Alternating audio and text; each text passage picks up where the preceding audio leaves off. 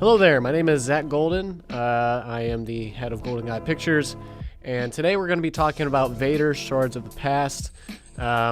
Just to talk about fan film reviews for a minute. I don't work for anybody. I'm not part of any kind of official film review group like Rotten Tomatoes or IMDb or anything like that. I'm just a guy who really enjoys film, talking about movies, that sort of thing, but I'm also a big fan of Star Wars and Star Wars fan films, so I figured why not combine those different elements and kind of look into Star Wars fan films on a more technical and filmmaker perspective. And I'll talk about the different points and areas of film production and how well they were executed in the fan film. And by the end of it, I'll round up a score that I've put together, and we'll determine what I like to call the Rotten Melu Run score. Man, that's hard to get out. Of the fan film.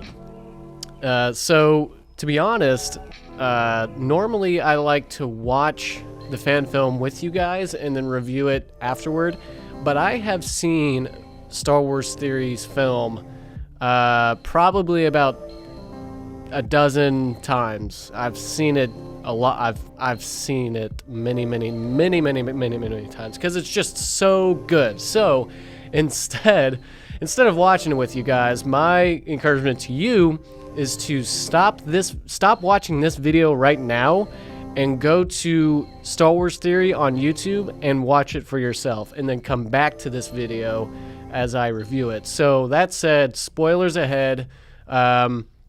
Don't continue watching this video until you see Vader Shards of the Past, because I do want to make sure you guys are going to him, subscribing, supporting him, because what he has is just fantastic, and I don't want to take away from his work, his views. So go ahead and check that out, and I'll see you in a bit. Okay, so if you've seen Vader Shards of the Past, I'm sure you all agree that it's one of the best Star Wars fan films you've seen. And now I want to dive in to the fan film and just talk about its strong points, its weak points, what the Rotten Melu Run score is, and what this Vader fan film means, not just for the fandom, but for Star Wars and cinema as a whole. So let's break this thing down. So directing, I gave it 3 out of 5, and I did that, and we have to commend the director, Danny Ramirez, because he had quite a burden and a responsibility to bear, not just of bringing Star Wars Theory's vision to life, but also the fact that it's just Star Wars, and there's a lot that comes with putting something together from that's associated with that galaxy far, far away.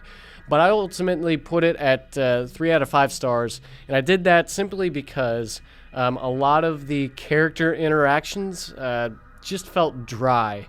And normally that would go hand in hand with the acting, but I felt that a lot of the acting in this fan film was pretty good. There were moments where it was hit and miss. A lot of the individual performances were very well executed, but it was the moments where the characters were interacting with each other that I almost felt like there was just this dry void between them, and I couldn't quite connect with the conversations. I couldn't quite get there with the characters or the actors. So the direction between the actors interacting with one another just felt it could have been better. I also felt like outside of the standard Star Wars tropes, there really wasn't that much of a artistic style behind Vader. And with the Star Wars tropes, you've got the massive music and the colors and the characters all in their elegant robes, and there's with Star Wars there already comes this apparatus with the galaxy far, far away. But as a filmmaker, you kind of have to implement your own style into things, or else all you have is just the story beats.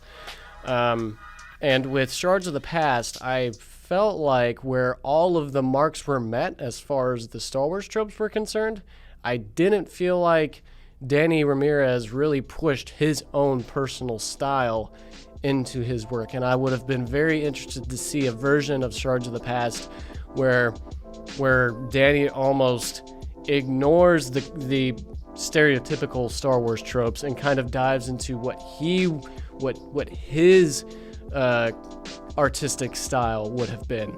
So I put Shards of the Past at a 3 as far as the directing is concerned.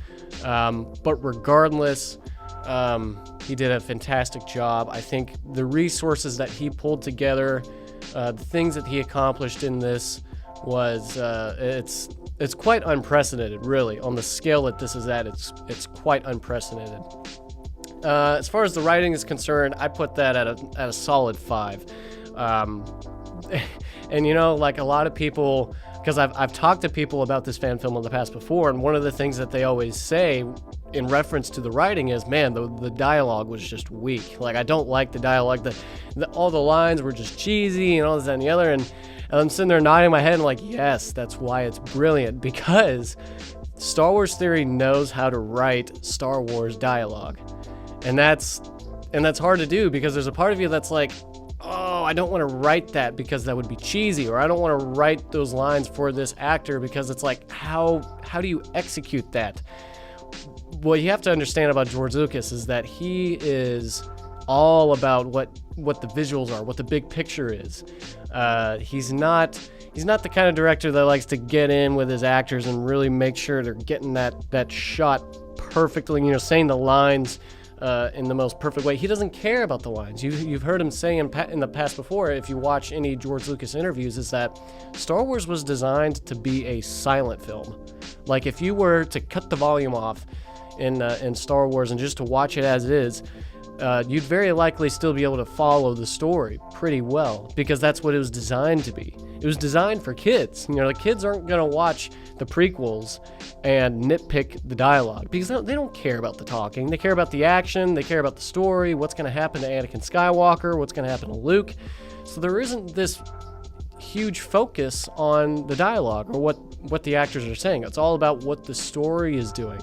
And I think Theory did a great job of capturing that, because even though the dialogue is weak, it is extremely Star Wars, and I think he nailed it. But I also want to commend his writing in terms of like what Shards of the Past is actually doing, because if you've kept up with Star Wars Theory in the past, you know that this film was meant to be one of, I think he said, like 5 episodes of Vader's entire story. Unfortunately, due to budget reasons and because of COVID, there are a lot of changes that had to be made. And instead of getting 5 episodes, it's going to be this, Vader Shards of the Past, and it's going to be one massive VFX experience where it's a lot like game engine, all CGI, no live action stuff, which is cool. I'm looking forward to it. Would have liked to see some live action stuff, but things happen and you kind of have to roll with the punches. But what Shards of the Past does is it perfectly sets up the rest of the story. You can't look at Vader Shards of the Past as episode 1 or chapter 1. It's much more of like the opening scene of what would be the whole story, the prelude. And what a setup this thing is. I mean, we see a young Vader who isn't quite sure of who he is yet. He has all this pent-up anger and depression and sadness, and he misses his wife. He's lost his wife, he's lost his kids for all he knows, and all he wants is his life back. And so you're seeing this broken, weak Vader trying to get a grip on his new identity, because he's not the Vader that we see in A New Hope yet. And I think that's a beautiful concept, getting to see how Vader becomes the Sith Lord that we see in 1977. So writing is beautiful because it is just the perfect way to set up Vader's story and what is ultimately going to be just the greatest fan fiction ever written. The idea of Darth Vader versus Mace Windu is something I used to fantasize about when I was a kid. It's just such an amazing idea. It's like the one Jedi Master that hated Anakin the most, and then you had Anakin, who's now a Sith Lord, who has all of this power, doesn't even know what to do with it. All he knows is that he hates the people that underestimated him. And here comes the number one Jedi that underestimated him the most and was almost right about how much of a failure Anakin was. And so there's already this rivalry going into it where it's like, man, who's going to beat the other, not just on a physical level, but on a spiritual and a mental level. So perfect setup, Star Wars Theory. Your writing was fantastic.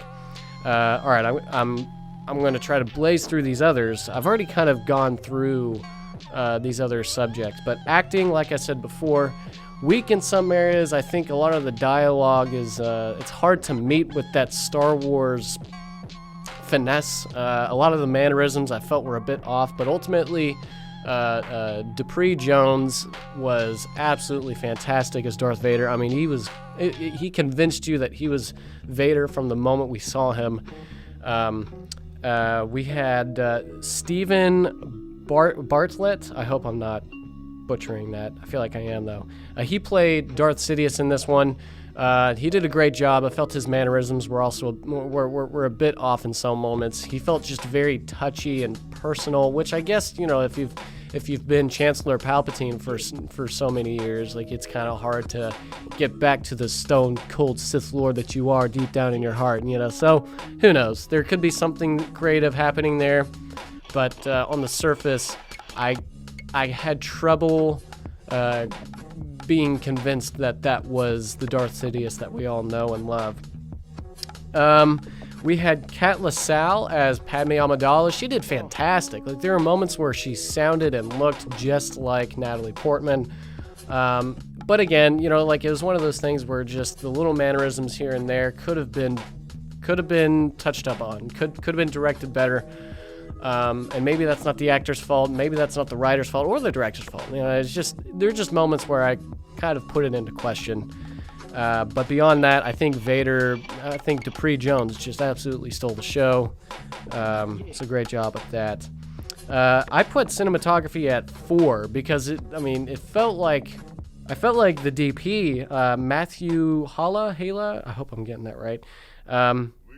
He looked like he was very focused on every single shot that he did. And I truly believe that Shards of the Past, in terms of cinematography, truly rivaled that of the prequel trilogy. Like, there were some shots that were just beautiful. The opening shot with that red light and then panning around to seeing the people approaching him from behind. Just a beautiful shot. And honestly, a lot of the cinematography reminded me of Star Wars Rebels. Star Wars Rebels has some of the most beautiful visuals, not just in Star Wars, but in animation as a whole. And a lot of the cinematography in this fan film reminded me of that, especially that master shot of the Star Destroyer with the lights flashing out of the viewports. Absolutely beautiful. Soundtrack. I put soundtrack at a 5, and for multiple reasons. One, because it was just so good, but also because they had to really roll with the punches. I remember watching everything from behind the scenes while he was pumping out videos on his channel, and Disney cracked down on Theory for wanting to use the Imperial March, or like his own iteration, his own creative take on the Imperial March. And Disney cracked down on him because they didn't want him to have that dun dun dun dun dun dun in his music. They didn't want him to have it at all. Unlike, you know, other fan films that you'll watch where you're actually hearing John Williams' own work and, you know, nothing happens. So, you know, that was just a very frustrating and interesting thing, because I think a lot of good has followed from that, and I'm going to get into that later. But regardless of that curveball, they really pulled together their resources, put their brains together, and came out with something that wasn't just convincing but cohesive, and it fit with with Vader.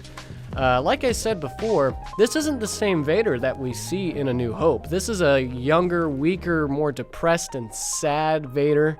I don't think Vader is as angry as he is yet, and I think he's going to get there by the end of Star Wars Theory's vision for this story.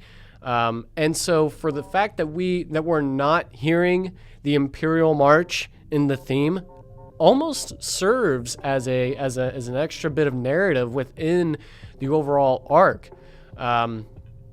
He's not Vader yet, so maybe we don't hear the Imperial March when he shows up just yet. Maybe there's some creative leeway that we can get away with by the time Vader's vision is completed. Like maybe at the end of his entire story, we see Vader in the closing shot, and we get that Vader theme that we all know and love. Maybe Samuel Kim, because I know I've correct me if I'm wrong in the comments, but I hear Samuel Kim will be the guy behind the soundtrack for those upcoming productions, and so maybe he can squeeze something creative in there. Hopefully that happens. So yeah, soundtrack, I gave it a 5. Set design, I had to give it a 2. I felt really bad about that because again, I know some of the things that went on behind the scenes. I know Star Wars Theory had plans to green screen everything so that you could have those larger, massive sets, like the location that they were in. But instead, because of budgetary reasons, they ended up having to build a smaller set, and as much work as they put into that thing, at the end of it, it just looked like a little storage room, which is when you compare it to other fan films, that's very impressive. Most of them just take place in the woods or out in the desert or, somewhere more exotic. But for them, they put in the work to actually build a set, which you don't see very often. So there, they definitely have my respect. But in retrospect, unfortunately, it just didn't hit the marks where they could have.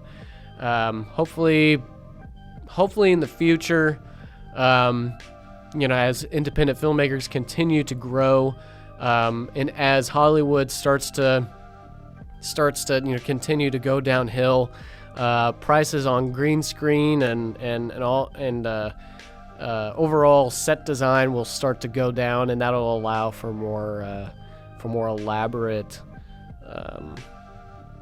location animations, or I can't think of the word, set design. Hopefully we'll be able to pull some bigger flexes for all the independent filmmakers out there.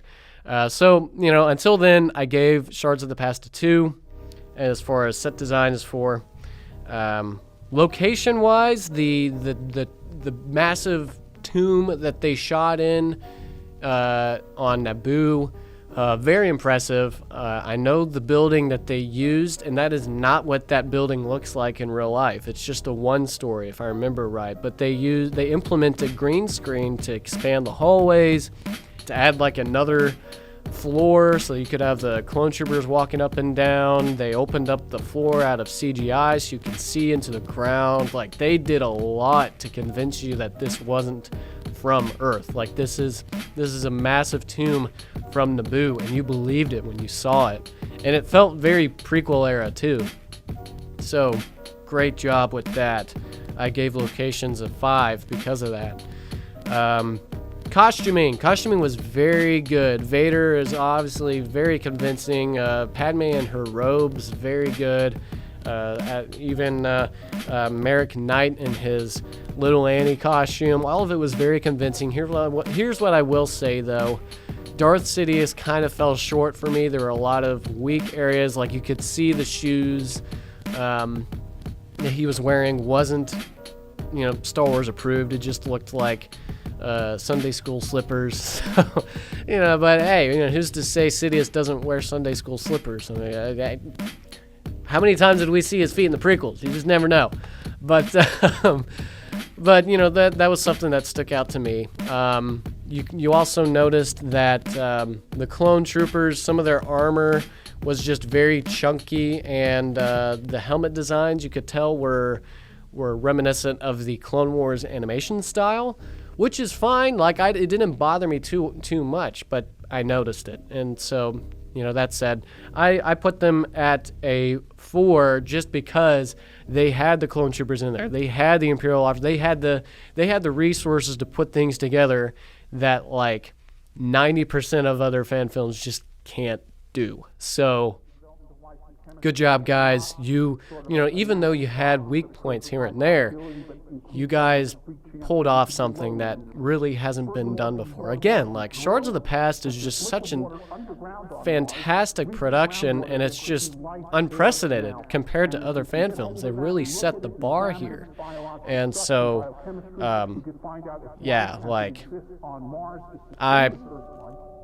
I was blown away by just like Vader just takes my breath away every time I watch this film. Like, I can't believe that I'm watching it sometimes, because it's like, this isn't Lucasfilms. Like, it's just so real and convincing that it blows me away. And from there, I'm going to get into visual effects, because I truly believe that the visual effects in this fan film is just as good, if not better, than the visual effects that we see in the prequels. Like, I think that was something that Theory was going for too, him and Danny Ramirez. I really think that the animation style that they were going for was something that was reminiscent of the prequel era, just to convince you all the more that this is the same reality that we see Vader in just after Revenge of the Sith. If I remember my facts right, this fan film takes place 6 months after the events of Revenge of the Sith. So after Anakin dies on Mustafar and is resurrected as the Sith Lord, that Obi-Wan leaving and delivering Luke to Owen Lars, all of that takes place 6 months before this fan film. And I was convinced, especially after that master shot with the Star Destroyer and seeing Vader's ship fly out into the hyperspace ring, and they zoom out and they arrive on the planet. Like, all of it just looked very prequel era. So 5 out of 5, absolutely perfect. And now I want to get into the Star Wars factor. Needless to say, if you love Star Wars, if you've watched those films religiously, you and I can both agree that this fan film is extremely Star Wars. And here's the thing that I really want to dive deep into, because I feel like a lot of people write off Vader's story between 3 and 4 as just not really relevant. Like, we're getting comics and things like that, and it's really cool, but I just think it's such a missed opportunity. Because oftentimes what Lucasfilms or Disney will do is like, okay, these stories aren't that important, so instead of doing something visually, we're gonna pump out books and comic books, which is great. I'm gonna read them; they're gonna be awesome. But I feel like, when they're prioritizing, what they're going to put money into as far as film is concerned, it's almost like they're looking for things that are just absolutely massive in scale. They come up with stories and it's like, okay, this is obvious that we have to put this on the screen.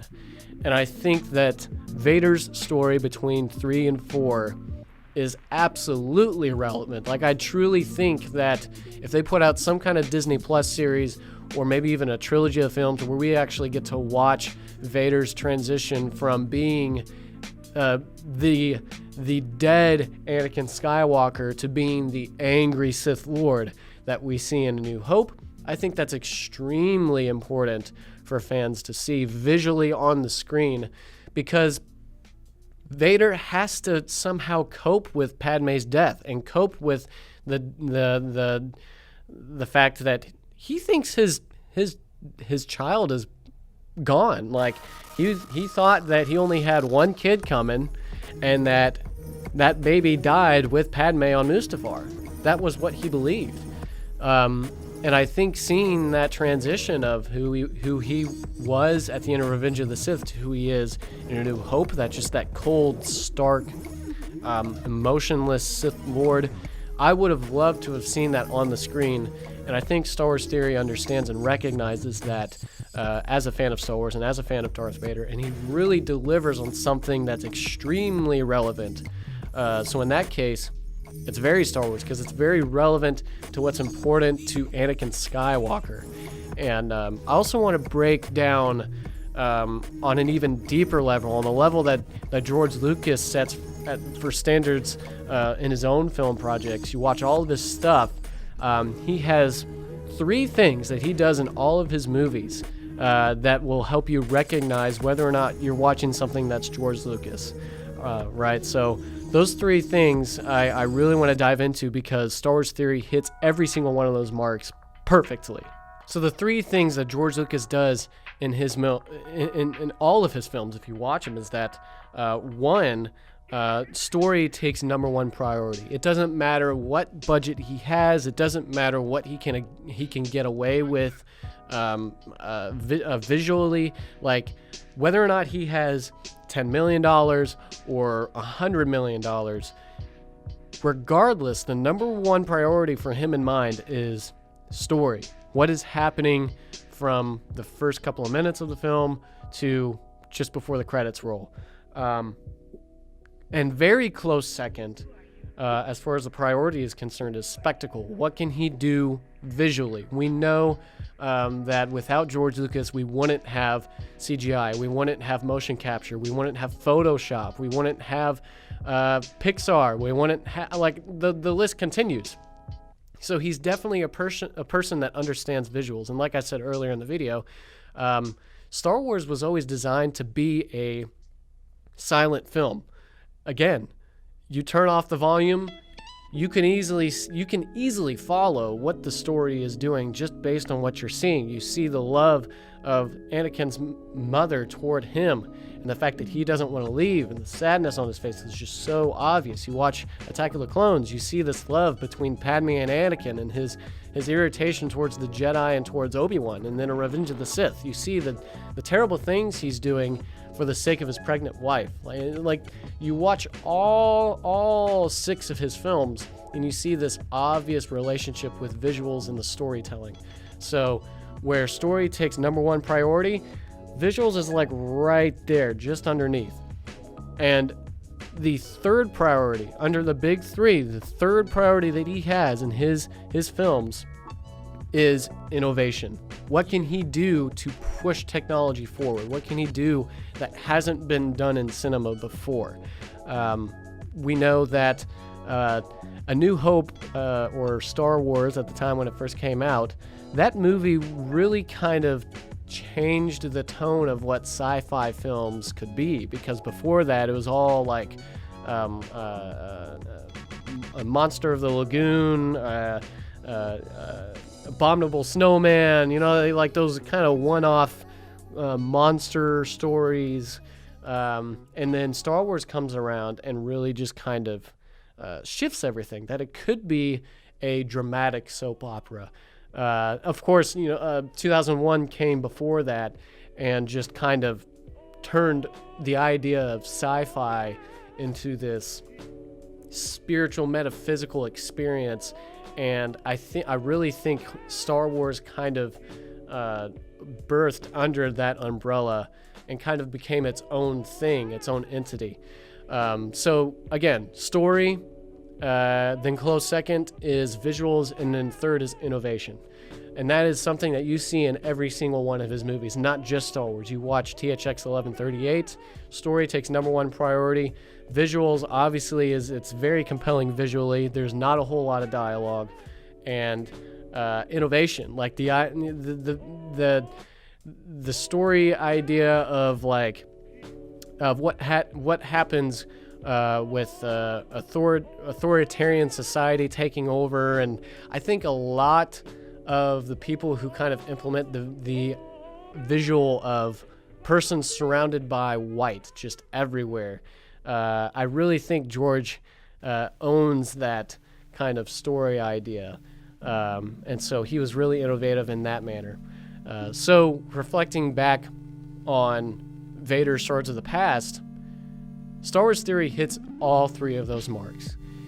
The story obviously takes priority. And if you watch his channel, you notice he has tons of fan fictions. He's someone that's very story driven. He understands Star Wars on such a deep level, and above all, he's someone that just valued the story.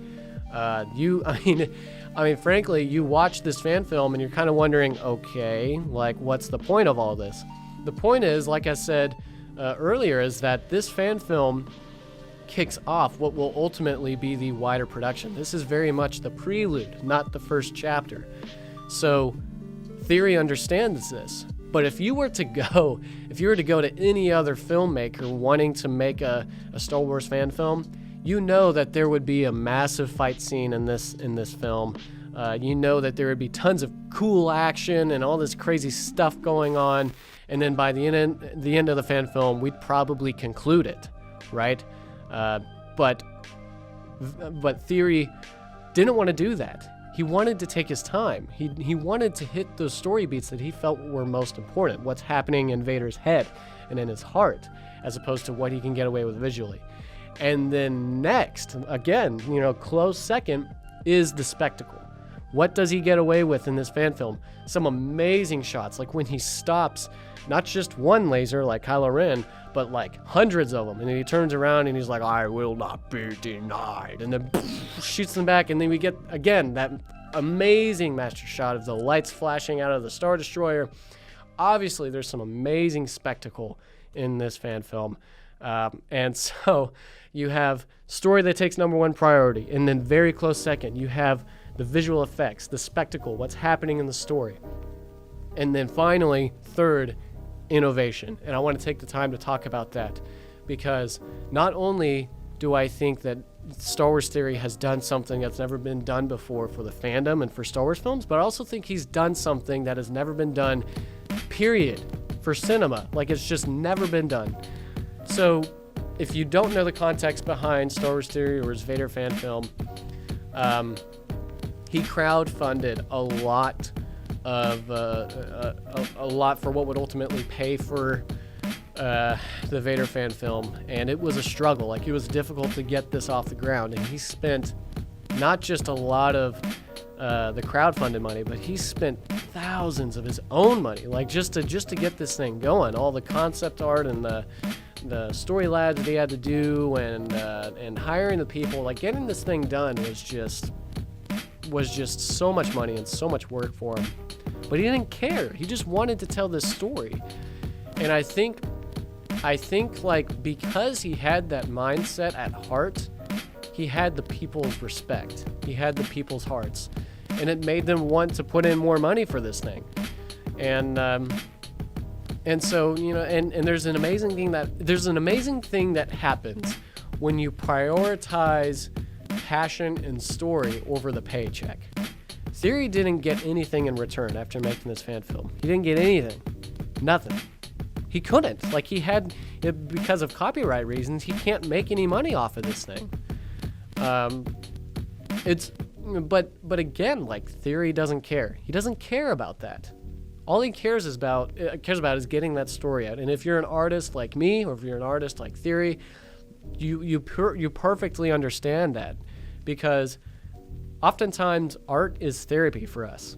It's not about, oh, what are people going to think about this idea? It's more like, no, I have a story that I really want to tell, and I have to get it out, or it's going to drive me insane. And for Theory, I guarantee that's what this was. He didn't care what people thought about the Vader fan film. I promise you, if he released this thing and the people hated it, he would have just shrugged his shoulders and went, I'm sorry. I don't care if you didn't like it. This was for me. Like, this story had to be told for the sake of my sanity. Like, this is something I've always wanted to do. This was in my bucket list of major accomplishments. And I think there's a very special thing. There's a very rewarding thing that happens when you prioritize passion over the paycheck. And that is the difference between Star Wars Theory, George Lucas. That's the difference between those two guys and what's happening over in Disney, because they didn't care about the story. Obviously, I mean, the fact remains is that they went in and just kind of half-assed the Star Wars Skywalker saga. They weren't passionate they weren't as passionate as they should have been. And what you ended up with is a lot of money. Oh yeah, they definitely got that paycheck, but the people as a whole were not impressed. You just look at the numbers, you look at the ratings, they weren't impressed because they didn't prioritize passion over the paycheck. They weren't passionate about Star Wars, and therefore they got exactly what they wanted, which was the paycheck. But now they're starting to see that people speak louder than people tend to speak louder than whatever your ideas are going to hold. Like, regardless of how you feel inward, like, I guarantee Theory could care less how people respond to this. But at the same time, his voicing that, like, this was for me is not going to be as loud as the hate, as the media, as the people who dislike it. And so naturally, we see with Disney that all these people making complaints, all these people fighting back, trying to say, no, this isn't George Lucas's vision. You're starting to see the results that people are boycotting. People are going against all that stuff. But you go to the flip side and you see Star Wars Theory pointing out something that just comes from pure passion, a pure love for Star Wars, and the people are at his side. I look in the comment section and you see people that are like, we want Theory to run Lucasfilms. We want people to run, to control Star Wars. And I understand it. I get it because he's passionate about it. He cares about these characters. So, you know, you've got the story, you've got the spectacle, you got the innovation, and you've got just the true passion that just takes priority over that paycheck. And so going back to what I was saying earlier, he gets the money to make this thing, he puts it together, there's a big response, he racks in over 23 million views in just 2 years, which, by the way, I think, correct me if I'm wrong, but I think the fan film with the most views right now is Mall Apprentice, which is at almost like 30 million views, and they came out with that fan film 5 years ago. Vader Shards of the Past has been out for 2 years and is already at almost 24 million views.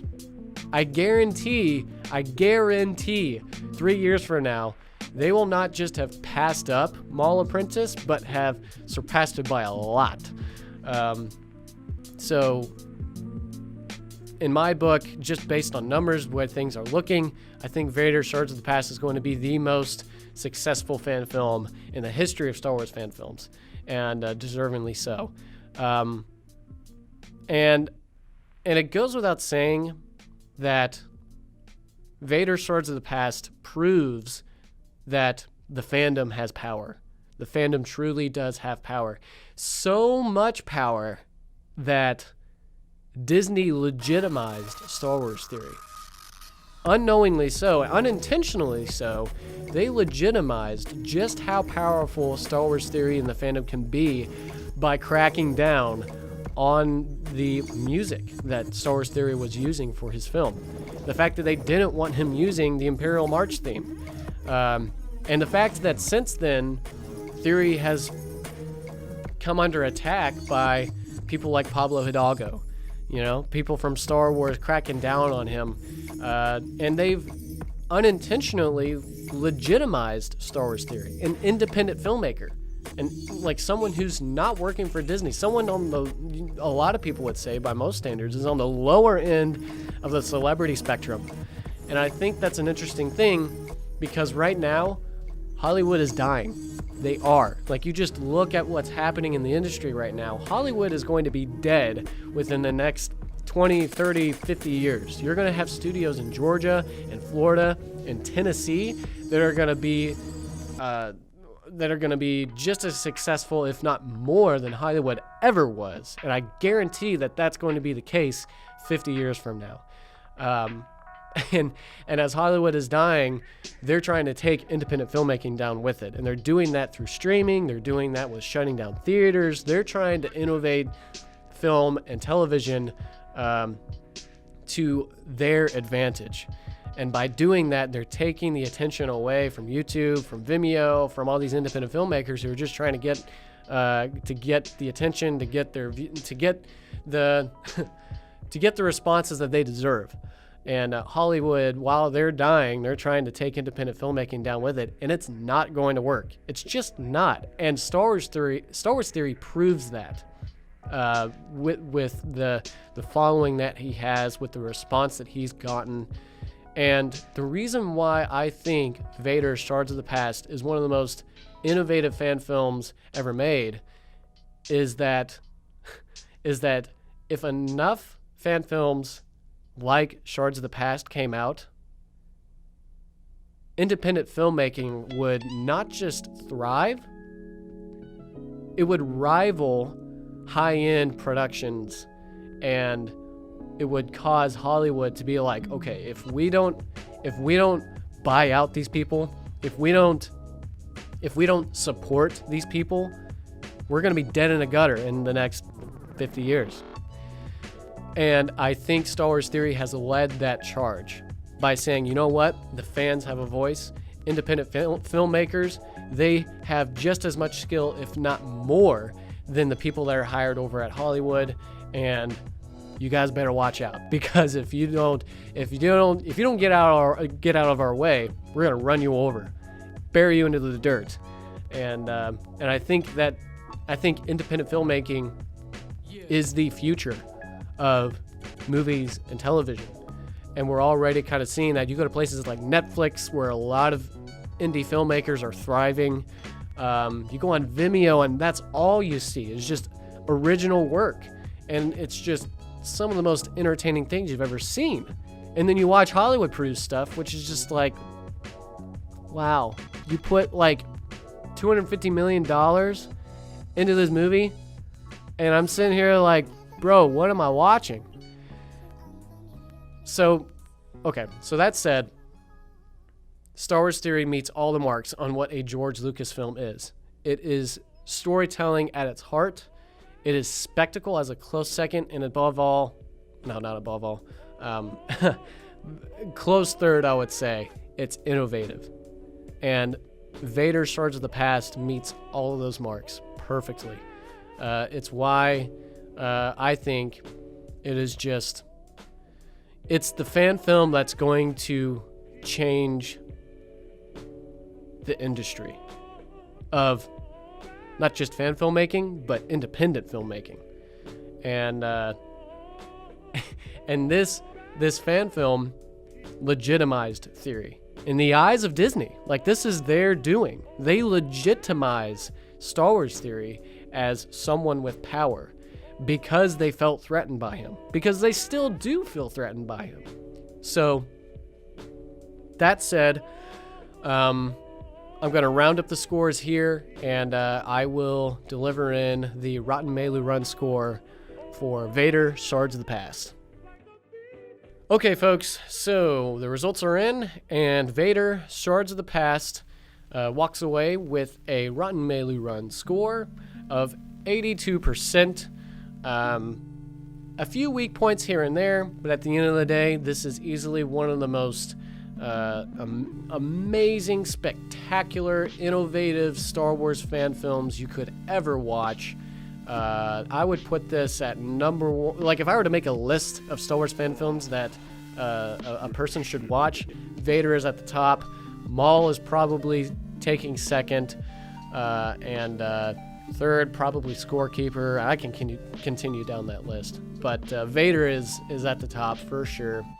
And I think Vader Shards of the Past, I think Star Wars Theory has introduced us to a very interesting future that doesn't look very good for Hollywood or Disney. But that's all I've got for you guys today.